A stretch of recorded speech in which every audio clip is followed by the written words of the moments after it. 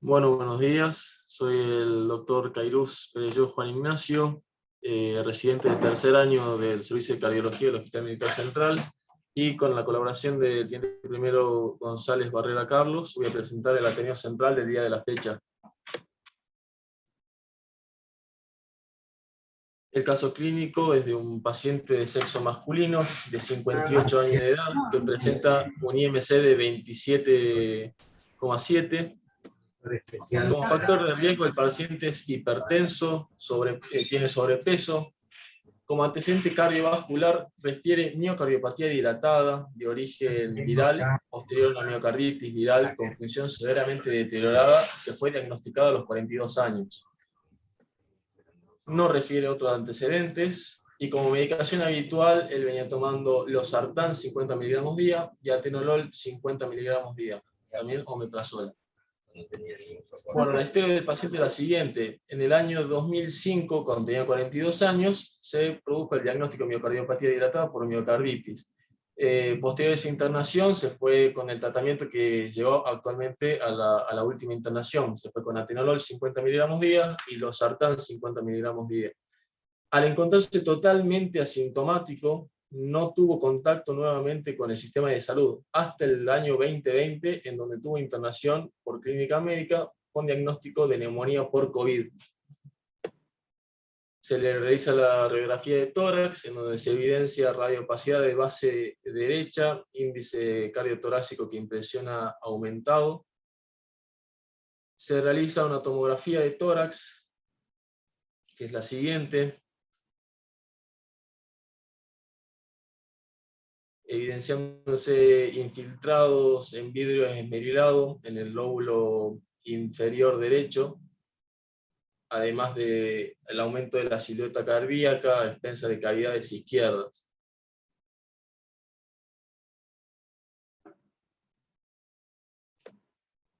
En el informe de la tomografía hablan de área de infiltrado con patrón de vidrio esmerilado que afecta predominantemente el segmento superior del lóbulo inferior derecho y en menor medida segmentos pósteros basales. El paciente, cuando ingresa por el servicio de clínica médica por COVID, ingresa con una frecuencia cardíaca de 75 latidos por minuto, estaba normotenso, paciente lúcido. Al examen físico cardiovascular, como datos positivos, tenía regular perfusión periférica, edema de los miembros inferiores de Godet, una cruz, e infiltración yugular de 2/3 sin colapso. Al examen físico respiratorio se ocultaban rales subcrepitantes bivasales relacionados con la infección que estaba cursando el paciente. El resto del examen físico sin particularidad. El electrocardiograma, cuando ingresa el paciente, vemos que es un ritmo sinusal, una frecuencia cardíaca de 75 latidos por minuto, QRS aberrante, aproximadamente 200 milisegundos, presenta duplas, tripletas, extrasístoles ventriculares. Se observan también extrasístoles ventriculares polimorfas. No sé si alguien quiere comentar también el electrocardiograma.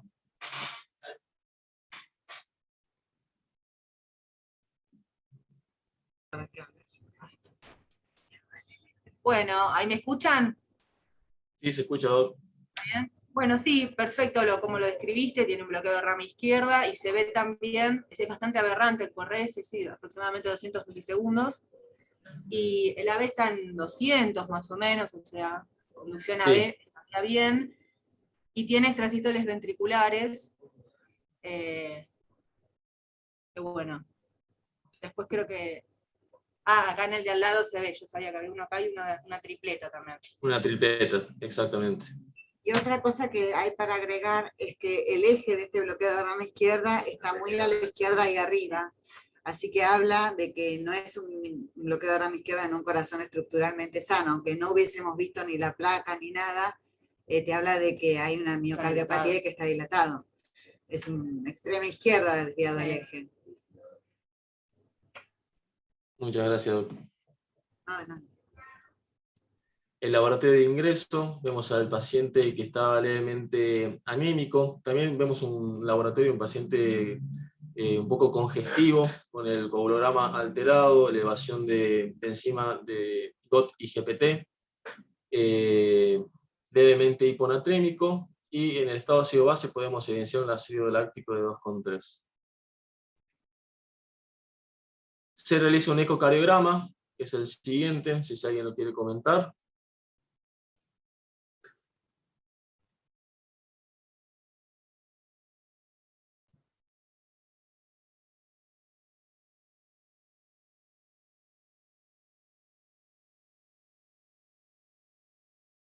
Bueno, acá estamos viendo un eje largo para esternal izquierdo, cavidades que impresionan estar dilatadas, función parece, hay impresión de estar severamente deterioradas o deterioradas. Sí, tal cual. Como decís vos, un eje largo me parece la función deteriorada con las cavidades izquierdas dilatadas.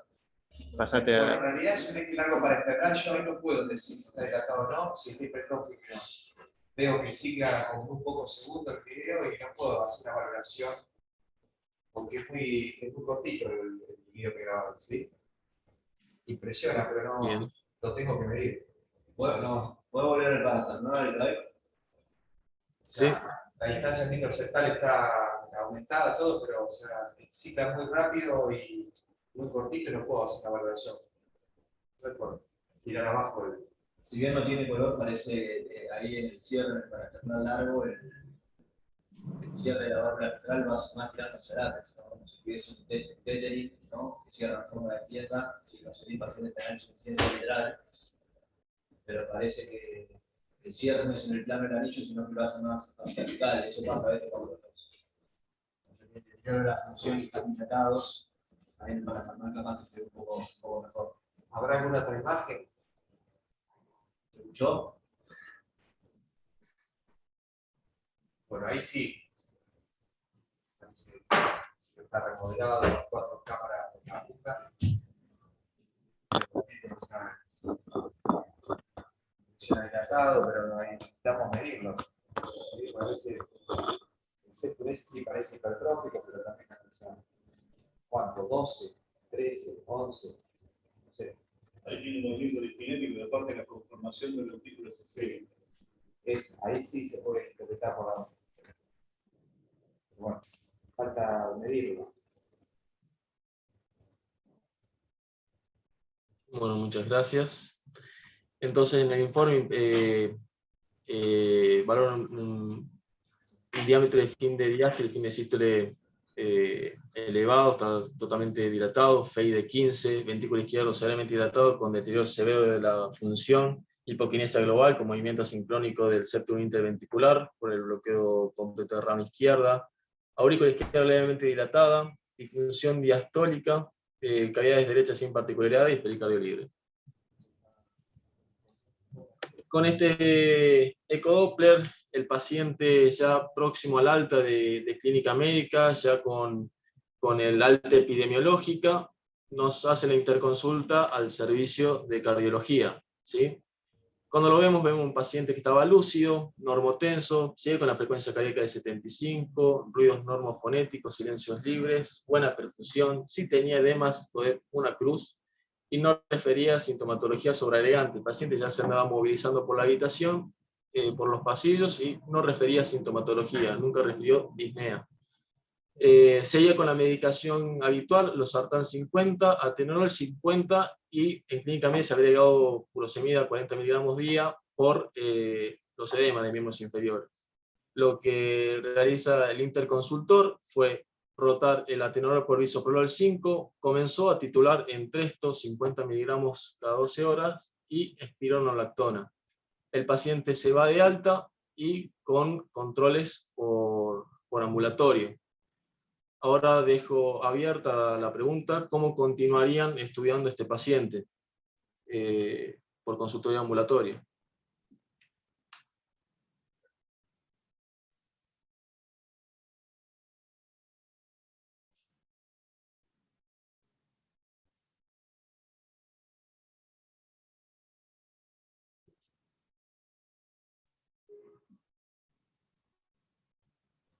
¿El paciente en el momento de internación sabía que tenía deterioro severo de la función o fue en esta internación con el antecedente de la neuropatía viral? ¿Cómo? El paciente ya al momento de internarse ya se sabía que tenía deterioro severo de la función Ya se sabía, el paciente lo refería. No trajo ningún estudio a la internación, pero ya el paciente lo refería. ¿Podés poner el eco, el informe de vuelta? ¿Sí?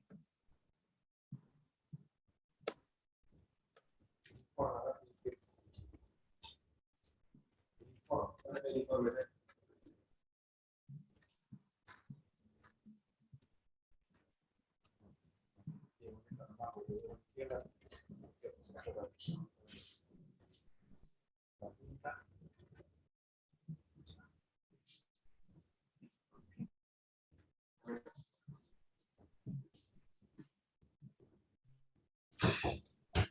Una consulta, Juan.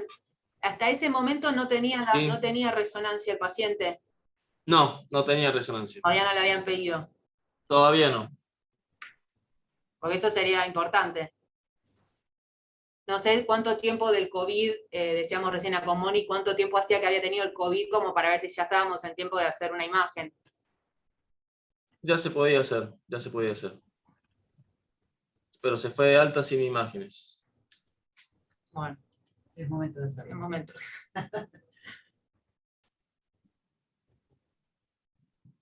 Bueno, perfecto. Ante el contexto de un paciente con miocardiopatía dilatada que no tenía ningún estudio previo, o el paciente no trajo ningún estudio previo, lo primero que se hizo fue una cinecoronariografía,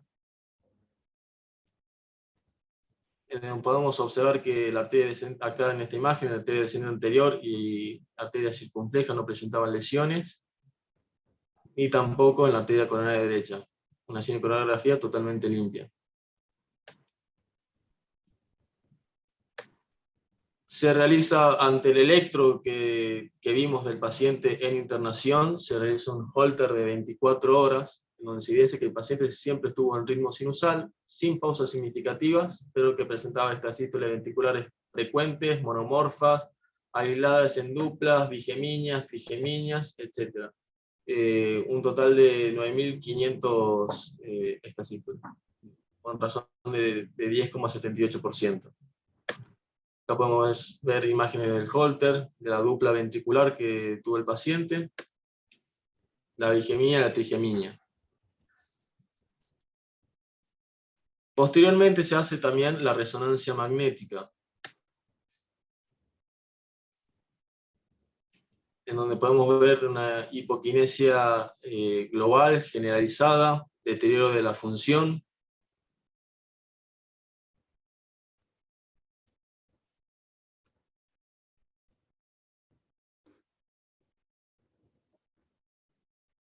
ventrículo izquierdo totalmente dilatados también. Podemos ver en la imagen de la izquierda el rehacer tardío en banda, apical, septal. En el informe hablan de diámetros aumentados, hipoquinesia generalizada, movimiento asincrónico del septum, aumento del volumen sistólico, FEI de 20, ventrículo derecho sin particularidades y fibrosis en banda a nivel septal basal medial de aspecto secuelar.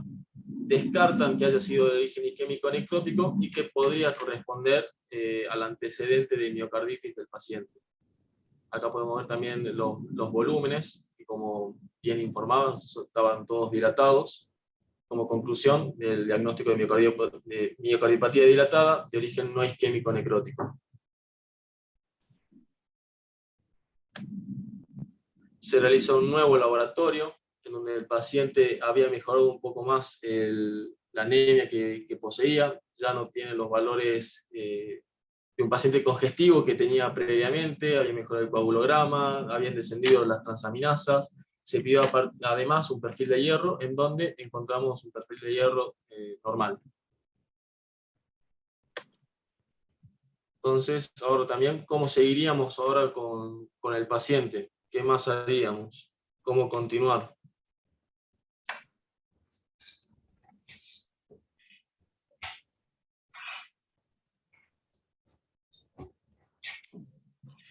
Ahora tiene tratamiento médico, está con clínica funcional. Ya se fue de alta y el paciente tiene buen seguimiento y está asintomático.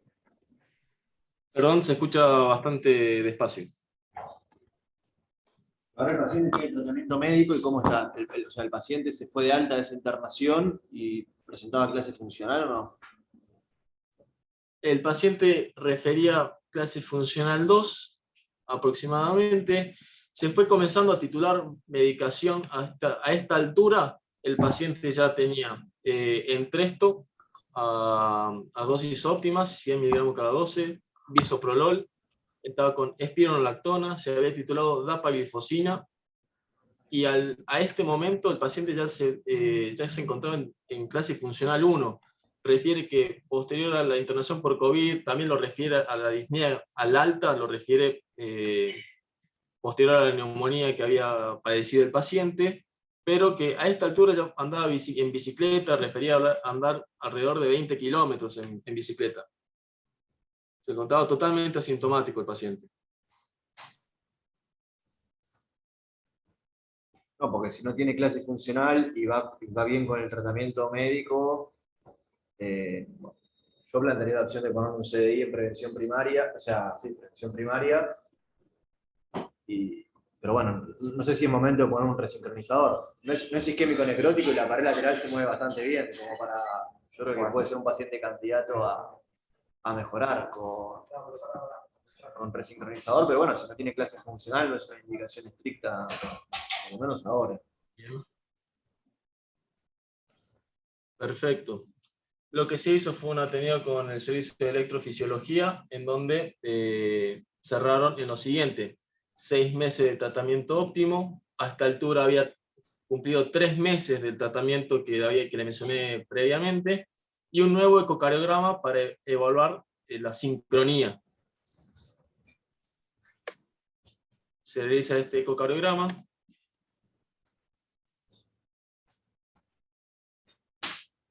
Si alguien lo quiere comentar.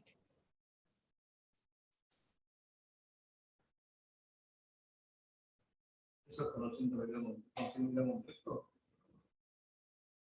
Sí, con la presión. Yo no veo una franca mejoría de la función ventricular ahí. Tiene apertura mitral, pero por lo menos en el eje corto.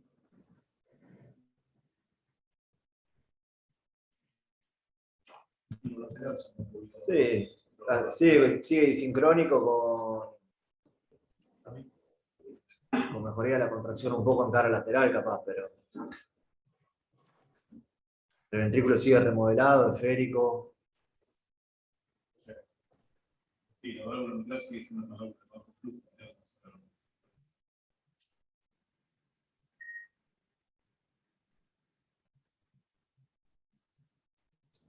Veo que sigue dilatado con deterioro severo de la función y no le veo muchos cambios.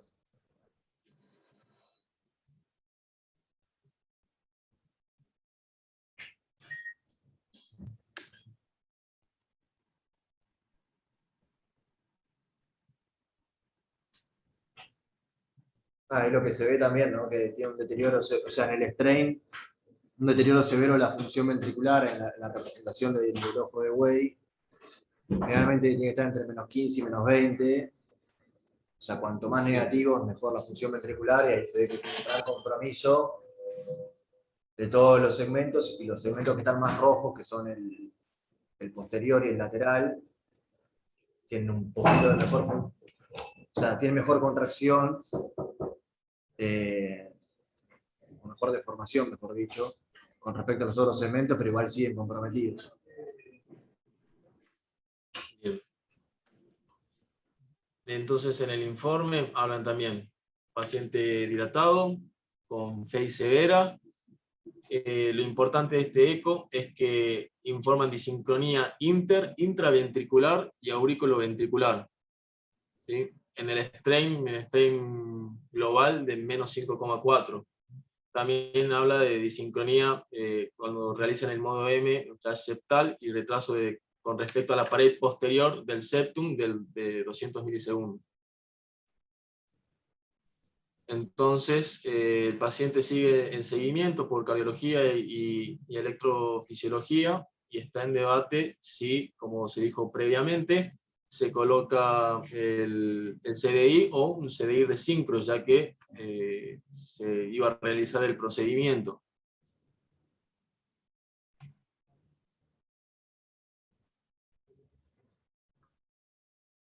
Si alguien quiere comentar algo antes de comenzar la revisión bibliográfica. Ignacio, soy el Sí. doctor Rufa. ¿Qué tal? Buen día.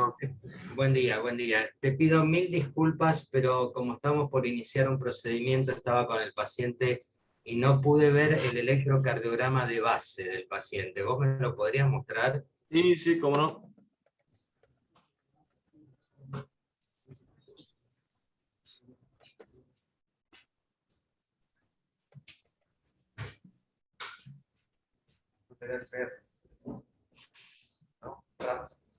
Ese es el electrocardiograma.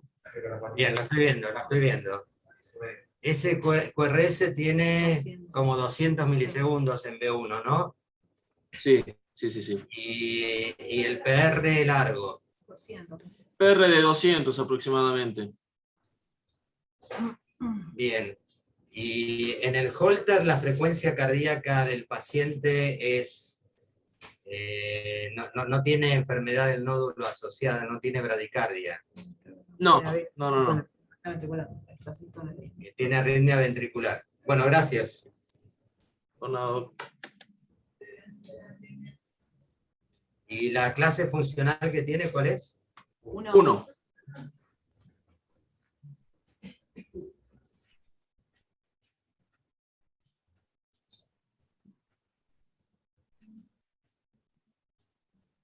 Bueno, mis preguntas ya están. Ahora Perfecto. iniciarán la discusión de esto, ¿no? Exactamente.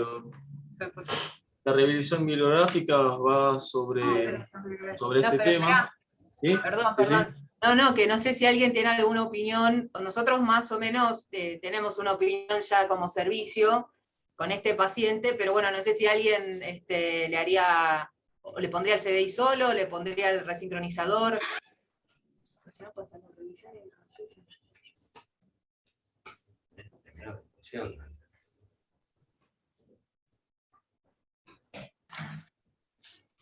No, para mí, al momento el paciente tiene solamente indicación de CDI. O sea, puede ser que la disincronía que muestra en el eco claramente mejore con el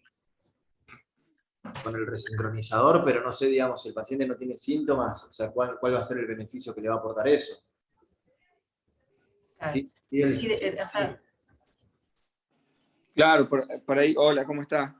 Es lo que más o menos veníamos discutiendo, que yo lo había presentado al paciente con el equipo de electroficio, lo que veníamos discutiendo era eso, la indicación solamente de CI, que la tiene ganada aparte, pero la cosa era si sumábamos o no resincro. Si uno lo piensa, el resincro solamente por beneficiar de la clase funcional, en este caso el paciente está descartado, porque no es lo que estaríamos buscando, porque el paciente claramente se mantiene asintomático. Y lo que nosotros decíamos era evaluar, posterior con tratamiento médico óptimo, todo, ver el eco, si había modificado algo, si la sincronía, y más que nada era para tratar de buscar la sincronía con el resincro, y tratar de buscar remodelado inverso en el paciente, que yo sé que ahora no voy a ver resultados positivos ya en el momento, no es que el paciente lo va a referir que la clase funcional le mejora y todo, pero capaz en el futuro me ayuda bastante en contexto de un paciente que es joven, de 58 años. Pero que también otro punto en contra que lo hemos discutido con la gente del electroficio es, tiene 58 años, ¿cada cuánto va a tener que hacer recambios del generador y todo? Bueno, pero igualmente, claro. Los riesgos que conlleva, ¿qué? No, que el CDI igualmente como hay que, digamos... También hay que hacerlo. Claro. Lamentablemente, aunque sea joven, hay que ponérselo, sí. Entonces es como que ahí dejaba la duda. Me acuerdo que, bueno, entre toda esa discusión también salían de los estudios, todo que se están haciendo con paciente en clase asintomático u oligosintomático, cómo le mejora con el remodelado inverso, mejora bastante, pero bueno, ahí está más que nada apuntado la discusión. No sé cuál es la opinión de usted del servicio. Sí, o sea, muy bien lo que dijiste. Es eso básicamente. O sea, la indicación del cardiodefibrilador la tiene el paciente. Y la verdad tiene un QRS muy ensanchado, 200 milisegundos, o sea, tiene una disincronía que se ve incluso en los estudios que le hicieron por imágenes. Y hay varios trabajos publicados donde se ve esto mismo del remodelado inverso. O sea, estos pacientes que están en clase 1, lo que uno busca es, digamos, a largo plazo mejorar, o sea, no mejorarle en este momento la calidad de vida porque el paciente está asintomático, pero sí cambiar, digamos, la evolución de la enfermedad. Es discutible porque, bueno, las guías también se contradicen, está la europea dice una cosa, la AJA otra, pero uno estaría avalado tanto como para ponérselo como para no, ¿no? O sea, esto por ahí también un poco de criterio del médico en relación a hablarlo con el paciente y demás, pero sí se vio lo del remodelado inverso y que le cambia la evolución de la enfermedad, teniendo en cuenta que es un paciente de 58 años, de acá a un par de años probablemente la evolución de la enfermedad no sea como está ahora. Entonces, pensando un poco en futuro, nosotros nos inclinamos en, bueno, el cardiodefibrilador y optimizarlo con la terapia de resincronización. Claro, eso es lo que pensábamos, en el paciente tan joven, pensando a futuro, capaz que lo ayuda y lo beneficia bastante con el remodelado. La otra consulta es, en ejemplo, ¿no? Hipotético caso, decido no resincro, CDI solo. ¿Existe posibilidad en el CDI transcutáneo? No sé si lo hablaron. Subcutáneo ahí, pero... No es el candidato ideal. Los candidatos para el subcutáneo son los pacientes que no van a requerir marcapaseo y no van a requerir tratamiento de la taquicardia ventricular por sobreestimulación. Este no es el candidato. Los candidatos son los pacientes como el que tuvimos anteriormente, no sé si lo recuerdan, o los pacientes con Brugada. Esos son los candidatos adecuados. ¿Sí? Este es un señor que tiene mucho trastorno de conducción y que se supone que puede agravarlo en el futuro. Ya tiene un bloqueo B de primer grado, o sea que puede evolucionar. No. Bien. Aquí tiene la rama izquierda. Además, en realidad, si te pones a pensar como CDI solo a este paciente, el beneficio en prevención primaria, en miocardiopatías dilatadas no coronarias, no es tan grande como en el coronario. Así que el CDI solo, digamos, solucionaría, no sé si primero que no soluciona nada, y segundo que la probabilidad de que funcione ese aparato en el futuro no es tan alta para este tipo de pacientes.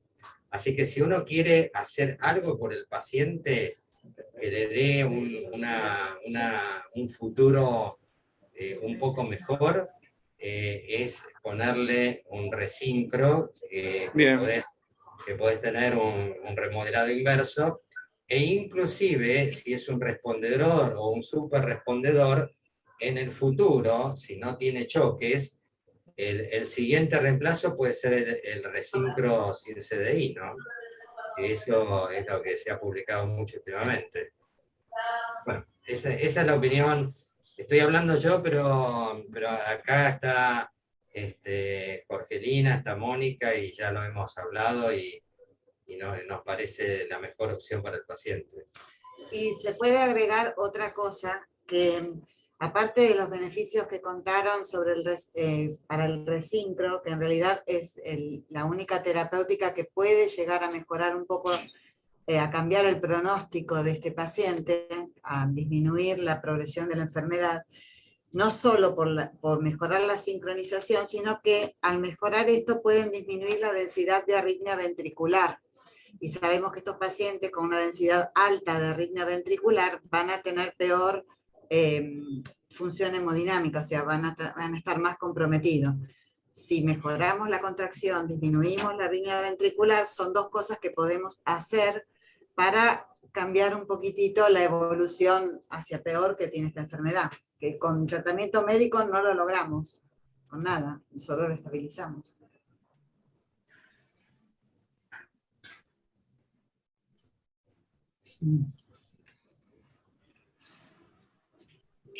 Bien, perfecto. Gracias, Doc. Muchas gracias, Doc.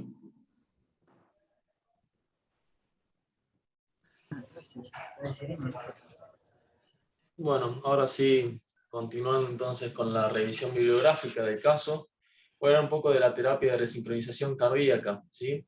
¿Qué consiste esta terapia? Consiste en el implante de un dispositivo subcutáneo que consta de 3 catéteres que van ubicados en aurícula derecha, ventrículo derecho y ventrículo izquierdo, accediendo al mismo por el seno coronario. Surge como un tratamiento revolucionario para los pacientes con insuficiencia cardíaca y que se encuentran refractarias a tratamiento óptimo. Vamos a encontrar en las guías que tienen indicaciones precisas, pero bueno, vamos a encontrar casos como estos pacientes en donde Ignacio, sí, sí, doctor. Ignacio, como me tengo que ir a hacer una ablación ahora, está el paciente en la sala, les quería hacer a todos un comentario antes de que vos hagas esta revisión. Existe en la actualidad la posibilidad de resincronizar de alguna forma a los pacientes colocando el catéter de desfibrilación en la zona del GIS o inclusive en la rama izquierda. Eso evita un catéter, evita el catéter del ventrículo izquierdo, y ustedes saben que cuando se estimula el GIS, muchos pacientes corrigen el bloqueo de rama izquierda porque uno puede estimular el GIS luego de que está el bloqueo de la rama izquierda, porque las fibras que salen del nódulo por el GIS ya están predestinadas para ir a la rama derecha o a la izquierda. Entonces a veces uno puede superar ese bloqueo estimulando directamente el GIS. Se usa también para los marcapasos.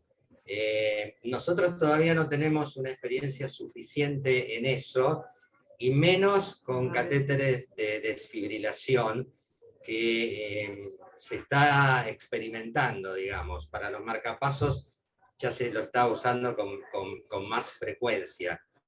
Pero para que todos sepamos, hoy en día estamos pudiendo estimular el GIS o la rama izquierda y con eso obtener electrocardiogramas con QRS angosto y no ya el QRS que se obtiene estimulando la punta del ventrículo, que son QRS anchos, que son los que se han vinculado a la desincronización ventricular y al deterioro del ventrículo a largo plazo en los pacientes que tienen BBI, por ejemplo.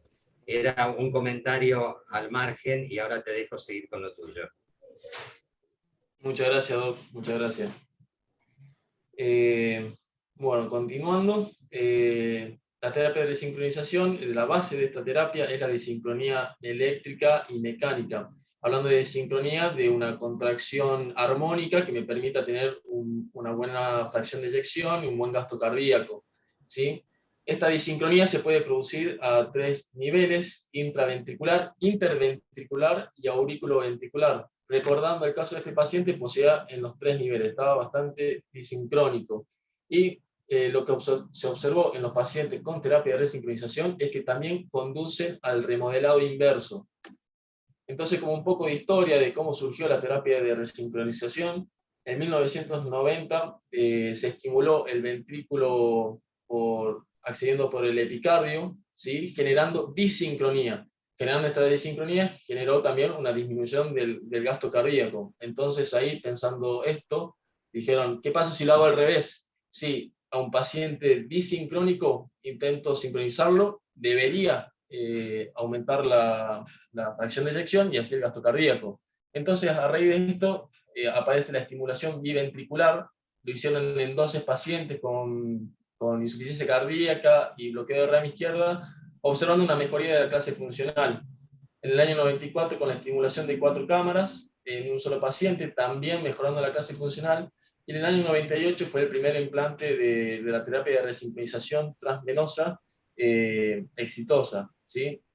A partir del año 2000 empezaron a salir todos los estudios en pacientes con insuficiencia cardíaca, fe deteriorada, bloqueo de rama izquierda, mayor a 150 milisegundos, que se encontraban sintomáticos. Aquí encontramos el estudio Companion, Kerechef y el Miracle, en donde se observó los beneficios a largo plazo y bueno, se establecieron bien las indicaciones precisas para la terapia de resincronización. Pero también apareció la incógnita. ¿Qué pasa con los pacientes asintomáticos de similares características a los previos? A partir del año 2008 empezaron a salir estudios para estos pacientes.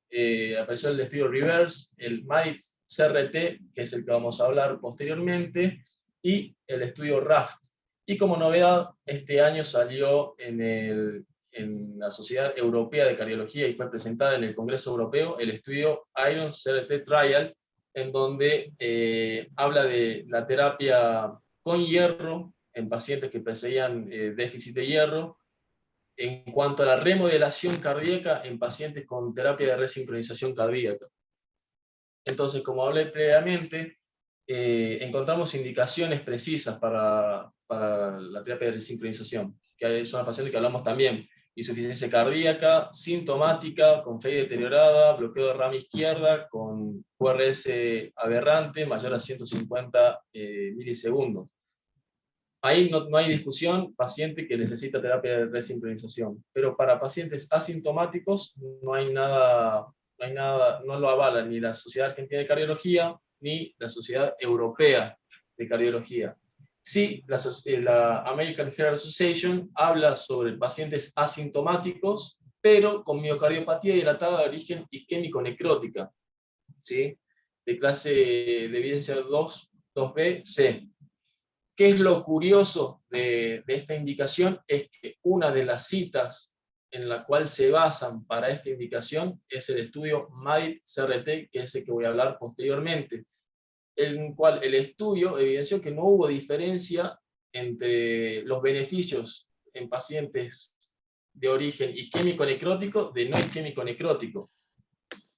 Entonces, hablando del estudio MADIT-CRT, fue un estudio en donde se randomizaron 1.800 pacientes en dos ramas, en ramas CDI más resincro y CDI solo, ¿sí? Con bloqueo de rama izquierda, FEI menor a 30, insuficiencia cardíaca asintomática o oligosintomática. El punto final primario fue muerte cardiovascular o insuficiencia cardíaca no fatal. Lo estudiaron los pacientes en un seguimiento por alrededor de 2,4 años y los resultados demostró beneficios a los pacientes que se implantaron CDI más resincro. Hubo una disminución de la probabilidad de insuficiencia cardíaca y de mortalidad en los pacientes con CDI resincro. A su vez, se evidenció disminución de los volúmenes a predominio de los volúmenes de fin de sístole y con el consiguiente aumento de la fracción de eyección. Se observaron mejores resultados en los pacientes que poseían un QRS más aberrante, mayor a 150 milisegundos.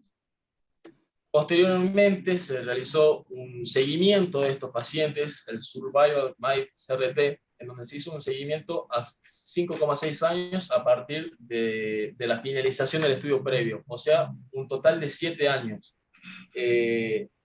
Y en una segunda fase se enrolaron 850 pacientes posteriormente. Lo que se evidenció también es que en pacientes asintomáticos, oligosintomáticos, con fe deteriorada, bloqueo de rama izquierda, el implante de CDI resincro se asocia a beneficios de supervivencia a largo plazo. Como vemos en el gráfico A, se observa una probabilidad de muerte que fue de 18% en los pacientes con CDI resincro, mientras que en los pacientes que se colocaron CDI, se implantaron CDI solo, fue alrededor de un 29%. Sí, también hablaba que no se evidenció diferencias significativas en cuanto a pacientes que no poseían bloqueo de rama izquierda. Y bueno, hablando un poco del estudio que se presentó en la Sociedad Europea de Cardiología, se presentó en mayo de este año, es el estudio Iron CRT Trial, en donde sabemos que la deficiencia de hierro es una comorbilidad bastante frecuente, sobre todo en los pacientes con FEI reducida, y tiene un efecto directo sobre la contractilidad miocárdica. Desde el punto de vista cardiovascular se asocia con remodelado cardíaco, disminución de la contractilidad y disminución también de la energía de reserva. Entonces, esto fue un estudio multicéntrico, randomizado, doble ciego, se enroló a población de mayor de 18 años con falla cardíaca estable, tenía que haber estado con tratamiento médico óptimo de alrededor de 4 semanas, y estos sí fueron pacientes sintomáticos a partir de clase funcional 2, con terapia de resincronización los 6 meses previos, y que tenían que tener un 98% de marcapaseo ventricular, FEI deteriorada, menor a 45%, y déficit de hierro. Como endpoint primario se valoró la FEI a los 3 meses, endpoint secundario el cambio de volumen telesistólico y diastólico a los 3 meses, y el cambio de acoplamiento de frecuencia contractilidad. Y como endpoint terciario se valoraban los niveles de ProBNP, nivel de calidad de vida según el cuestionario de Kansas, y el pico máximo de oxígeno. Se enrolaron 75 pacientes, ¿sí?, que estaban bien distribuidos, una edad promedio de 70 años aproximadamente, bien distribuido en cuanto al sexo. Encontramos que un 50% se encontraban en clase funcional 3, eran pacientes todos bastante comórbidos, con un aumento de NT-proBNP constante, sobre todo en la rama de los pacientes que iban a ser tratados con hierro carboximaltosa. Entonces, lo que se observó en el estudio, las gráficas de barra que se encuentran en rojo son los pacientes que fueron tratados con hierro carboximaltosa. Las barras azules son los pacientes que no fueron tratados. En cuanto a la función del ventrículo izquierdo, se observó mejoría de la función del ventrículo izquierdo en aquellos que fueron tratados y descenso de la función en los que se evitó el tratamiento. Como endpoint secundario, también hubo una disminución de los volúmenes a predominio del volumen sistólico, del fin de sístole, y también se evidenció una mejoría en el acople frecuencia-contractilidad, en donde vemos que el esquema rojo, mientras aumenta la frecuencia cardíaca, aumenta el índice cardíaco. También vemos mejoría en todos los puntos finales terciarios en cuanto al consumo de oxígeno, mejoría en la calidad de vida por el cuestionario de Kansas, y también descenso del NT-proBNP en todos los pacientes que fueron tratados con hierro carboximaltosa. Como conclusión, a 90 días de la administración de hierro en los pacientes con insuficiencia cardíaca, FEI deteriorada, a pesar del tratamiento óptimo, se observó un remodelado cardíaco reverso documentado por la mejoría de la función, reducción de los volúmenes, mejora en la performance cardíaca, y a su vez a todo esto conlleva también una mejoría en la calidad de vida de los pacientes. Como conclusión de este Ateneo, vemos que hay estudios que avalan el uso de resincronizador en pacientes asintomáticos, pero bueno, que las guías todavía faltan evidencia para inclusión en las mismas. También hubo una disminución de los estudios en pacientes asintomáticos, ya que en todos estos últimos años empezó a aparecer medicación nueva para insuficiencia cardíaca. Y también hablar de la importancia del hierro en el remodelado cardíaco en pacientes con FEI severamente deteriorada y terapia de resincronización cardíaca. Muchas gracias.